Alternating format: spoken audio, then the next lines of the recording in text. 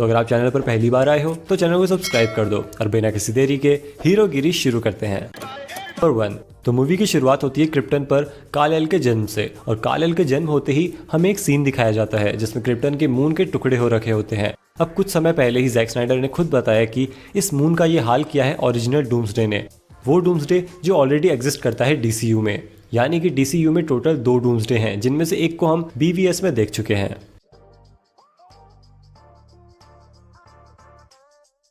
Number 2, तो इस movie में काफी बार क्लार्क कैंट को स्कल्स के आसपास दिखाया गया है, और यहाँ तक कि बीवीएस के सीन में भी सुपरमैन स्कल्स जैसे मेकअप वाले लोगों से घिरा हुआ है। तो शायद जैक स्नाइडर यहाँ किसी विलन को सेटअप करने की कोशिश कर रहे थे, जो कि मेरे हिसाब से एटॉमिक स्कल है। एटॉमिक स्कल कॉमिक्स में सुपरमैन का एक मेजर विलन है।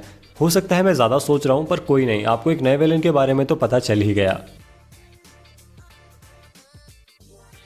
नंबर 3, तो पैरी लोइस लेन के आर्टिकल को पब्लिश करने से मना कर देता है, क्योंकि वो आर्टिकल एलियंस से रिलेटेड था। जिसके बाद लोइस लेन वुडबर्न को ये आर्टिकल मेल करती है, और इस फाइल का नाम होता है मिस्ट्री मैन। वैसे तो यहाँ पर मिस्ट्री मैन सुपरमैन को कहा गया है, पर कॉमिक्स में मिस्ट्री मैन नाम का कैरेक्टर है जो बैटमैन का साथी है। मिस्ट्री मैन ने गुलाग बैटल भी लड़ी थी, और इसके बाद वो यूनाइटेड नेशंस की न्यूक्लियर बॉम्बिंग की वजह से मर गया।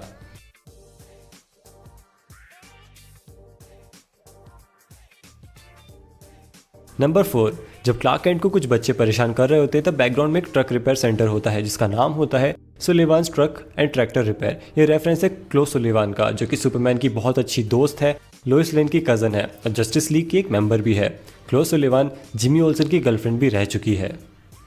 नंबर 5, इसी सीक्वेंस में क्लार्क कैंट एक बुक पढ़ रहा होता है, प्लेटोज रिपब्लिक, और बुक के बारे में मुझे बिल्कुल भी नॉलेज नहीं है। तो इंटरनेट पर बहुत ही लंबी 9 सेकंड की रिसर्च करने के बाद मुझे ये पता चला कि इस बुक में प्लेटो ने जो सोसाइटी इमेजिन करी है वो क्रिप्टन जैसी ही है।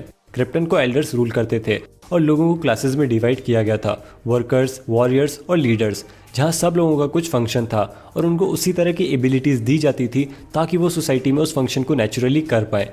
क्रिप्टन का सिविलाइजेशन ऑर्डर था, बिल्कुल उसी तरह जिस तरह प्लेटो की बुक में डिस्क्राइब किया हुआ था। नंबर 6, यहाँ पर इस लड़के की हुडी पर 52 लिखा हुआ है, और कुछ साल पहले डीसी कॉमिक्स को रिबूट कर दिया गया था और उसे नाम दिया गया था न्यू 52। नंबर 7, तो जब सुपरमैन खुद को सरेंडर कर देता है और लोइस लेन उसे कुछ सवाल जवाब कर रही होती है तब बैकग्राउंड में लिखा हुआ होता है बिहाइंड द लाइन। यहाँ पर बिहाइंड द लाइन बता रहा है कि ह्यूमन सुपरमैन को किस तरह ट्रीट कर रहे हैं, एक क्रिमिनल की तरह। एक क्रिमिनल पहले सरेंडर करता है, फिर उसकी पूछताछ होती है और उसको सबसे अलग ट्रीटमेंट दिया जाता है, और ऐसा ही कुछ सुपरमैन के साथ भी इस मूवी में हुआ था। नंबर 8, जब जनरल जॉर्ड मार्था तक पहुंच जाता है तब सुपरमैन गुस्से में उसे वहां से उड़ाते हुए ले जाता है। अब ये सीन बहुत ही क्विक था, लेकिन आप फ्रेम बाय फ्रेम देखोगे तो पता चलेगा कि सुपरमैन ऑलमोस्ट इस वैन में क्रैश करने वाला था। वैसे तो इन दोनों की लड़ाई ने ना जाने कितने लोगों की जान ले ली, पर ये वैन वाला तो बाल बाल बच गया।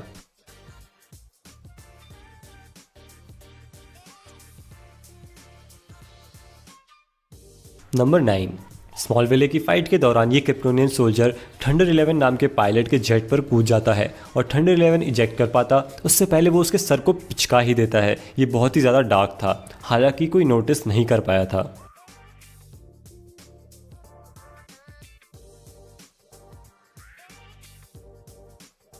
नंबर 10, जनरल जॉर्ड और सुपरमैन की फाइट के वक्त एक ट्रक दिखाया जाता है जिसके ऊपर लेक्स कॉर्प लिखा हुआ होता है। तो अभी तक मूवी में लेक्स लूथर को दिखाया तो नहीं गया था, लेकिन काफ़ी बार उसी कंपनी को मेंशन किया था, और एक बार नहीं बल्कि 3 बार। बाकी रेफरेंसेस जानने के लिए वीडियो को एंड तक जरूर देखना। नंबर 11, इसी फाइट के दौरान सिर्फ 1 सेकंड के लिए एक स्माइली दिखाया जाता है, और ये रेफरेंस है वॉचमैन का। वॉचमैन भी जैक स्नाइडर ने ही डायरेक्ट करी थी।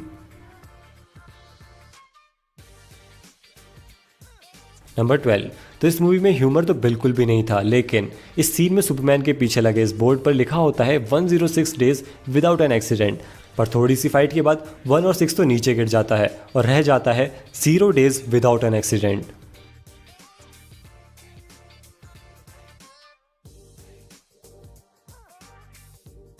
नंबर 13, यहाँ पर हम एक बैनर देख सकते हैं जिस पर लिखा हुआ होता है ब्लेज कॉमिक्स। अब ब्लेज कॉमिक्स एक कॉमिक्स पब्लिकेशन कंपनी है जो कि डीसी कॉमिक्स में एग्जिस्ट करती है, यानी कि कॉमिक्स के अंदर भी कॉमिक्स। और ब्लेज कॉमिक्स फेमस है बूस्टर गोल्ड कॉमिक सीरीज के लिए। नंबर 14, तो एक कैमियो है एस ओ क्लब नाम के एक बार का। कॉमिक्स में एस ओ क्लब का ओनर है बिबियो बिबोस्की, जो कि खुद को सुपरमैन का सबसे बड़ा फैन समझता है।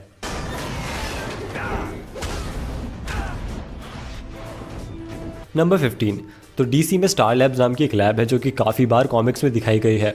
सुपरमैन और जॉर्ड की इस फाइट में इसी लैब का एक छोटा सा कैमियो है जिसे मिस करना बहुत ही ज़्यादा आसान है। नंबर 16, WGBS मेट्रोपोलिस का एक न्यूज़ स्टेशन है और इसी न्यूज़ कंपनी का लोगो हमें दिखता है फाइनल फाइट में, और एक्वामैन मूवी में अर्थर और उसके पिताजी बार में इसी न्यूज़ चैनल को देख रहे थे।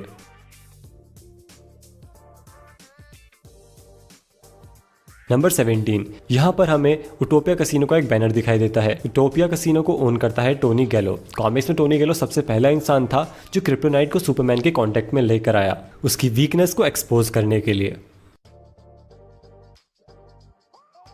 नंबर 18, तो लेक्स लूथर के एक रेफरेंस के बारे में तो मैं आपको बता चुका, बात कर लेते हैं बाकी रेफरेंसेस के बारे में। तो पहला है इस सीन में जब जॉर्ड और सुपरमैन स्पेस से वापस अर्थ पर लौटते हैं तब उसकी बिल्डिंग को दिखाया जाता है, और इसी बिल्डिंग को मूवी के सेकंड हाफ में जॉर्ड के पॉइंट ऑफ व्यू से भी दिखाया जाता है।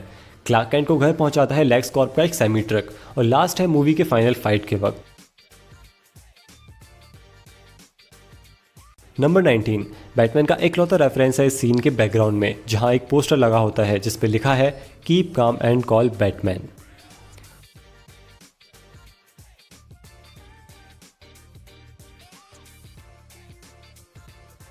नंबर 20, ये डिटेल मेरी सबसे फेवरेट डिटेल है। क्लार्क कैंट का बर्थ सीक्वेंस और जनरल जॉर्ड का डेथ सीक्वेंस बिल्कुल सिमिलर है और दोनों में ही सेम बैकग्राउंड स्कोर यूज हुआ है।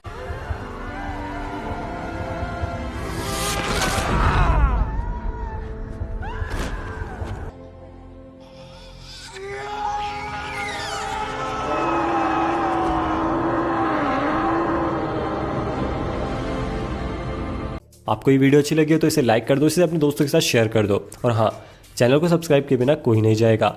मिलते हैं अगली वीडियो में।